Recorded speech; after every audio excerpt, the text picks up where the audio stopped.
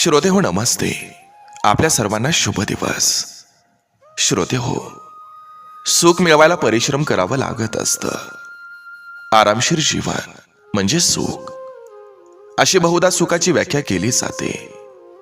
पण जेवढा आराम जास्त, तेवढ्या शारीरिक व्याधी जास्त असतात, असा आरोग्याचा नियम आहे. म्हणून शरीर निरोगी आणि मन निरोगी म्हणजे सुख असतं. आणि त्यासाठी परिश्रम हाच योग्य पर्याय असतोय.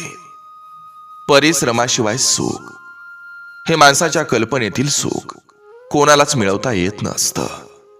श्रोते हो, आणि सुख असेल तर समाधान असतं, समाधान असेल तर आनंद असतोय.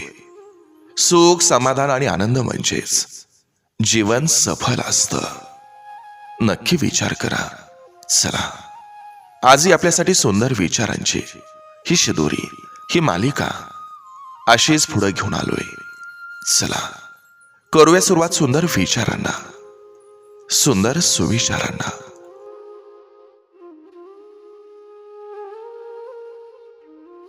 नवऱ्याचा रुबाब हा बायको असेपर्यंत, आणि बायकोचं रुसणं फुगणं नवरा असेपर्यंत.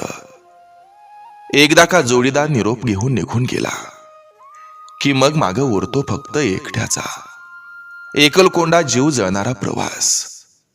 मनाची किती समजूत घातली तरी गोड कडव्या आठवणींच्या डोहात स्वतःहून उडी मारताना वेदना इतक्या होत नसेल जितक्या यातना होतात आठवणी चिंब भिजल्यावर बाहेर कोरडच निघताना. वेळोवेळी मिळालेल्या अनुभवातून माणसाची मानसिकता भक्कम होत जाते. वेळेनं खूप काही शिकवलं, पण वेळेवर नाही शिकवलं.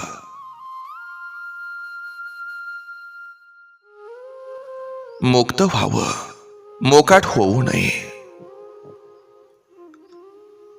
सगळं विसरता येतं, पण कोणाची लागलेली सवय ही नाही विसरता येत.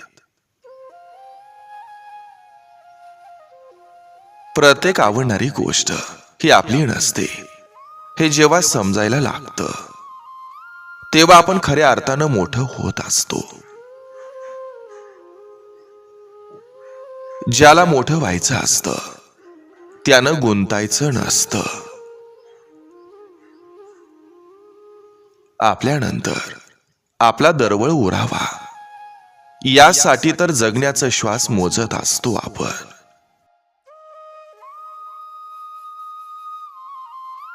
व्यक्तीचा आनंद हा ओळखून नाही आला तरी चालेल, पण त्याच्या वेदना वाचता आल्या पाहिजेत. कारण आनंद अगदी सहज शब्दात व्यक्त होतो, पण दुःखाला व्यक्त होण्यासाठी शब्द सापडत नाहीत. आशा माणसाला नेहमी फसवत असते. सेवा ही समाधानासाठी करा, परिणामासाठी नाही, तरच त्याचं फळ तुम्हाला मिळत असतं.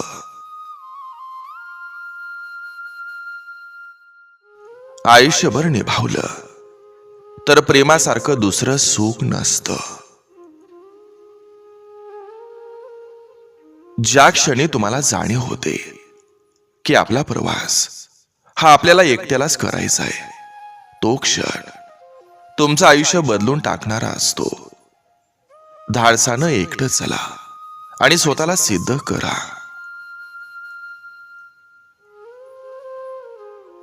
परिस्थिती समोर गुडघं टेकलं तर परिस्थिती तुम्हाला नेस्त नाबूद करत असते.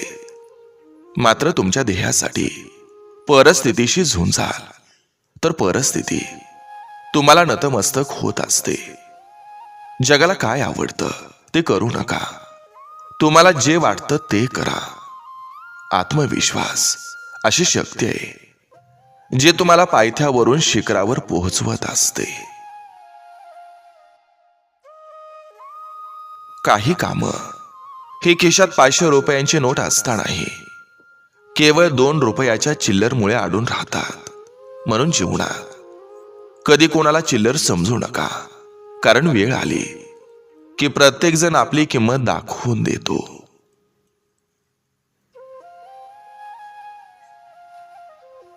नवरा हा स्थितप्रज्ञ, स्थिर, शांत आणि अथांग असावा, जेणेकरून बायको रूपी चंचल, आकर्षक, नाजूक आणि सैरभैर मनाच्या चंद्राला त्याच्या कुशीत सुरक्षित भासेल.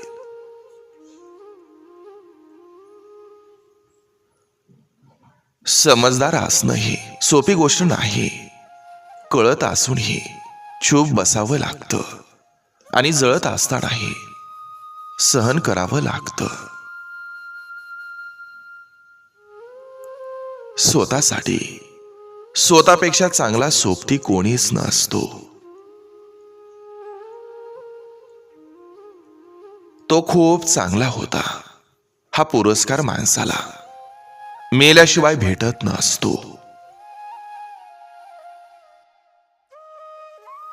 अति स्वाभिमान आणि अति अभिमान असला की माणूस आपला असलेला मानही गमावून बसतो. खरं बोलणारा गोड बोलत नाही आणि गोड गोड बोलणारा खरं बोलत नाही. तुटलेल्या नात्यांचा विचार मनातून काढून टाका, कारण मुळापासून तुटलेल्या झाडाला पाणी देऊन काहीही फायदा होत नसतो. अचानक मन उदास होणं, हळूच डोळ्यात पाणी येणं, ही एका वेदनेची जाणीव असते जे दुसऱ्याला सांगता येत नाही आणि स्वतःला सहनही होत नाही. स्वप्न पूर्ण झालं नाही तर रडायचं नसतं. रंग उडाले म्हणून चित्र फाडायचं नसतं. फक्त लक्षात ठेवा, सगळंच काही आपलं नसतं. आपल्या दुःखात कदाचित दुसऱ्याचं सुख असतं.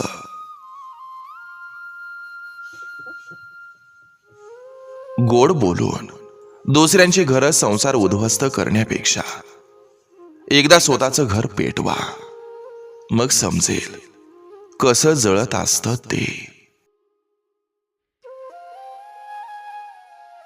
संघर्ष हे प्रगतीचं आमंत्रण असतं. जो ते स्वीकारतो तो पुढे जातो. योग्य नियोजन आणि श्रेष्ठ नेतृत्व हे असलं की हजारो तलवारीचं युद्ध सुद्धा एका वाघनखावर जिंकता येतं.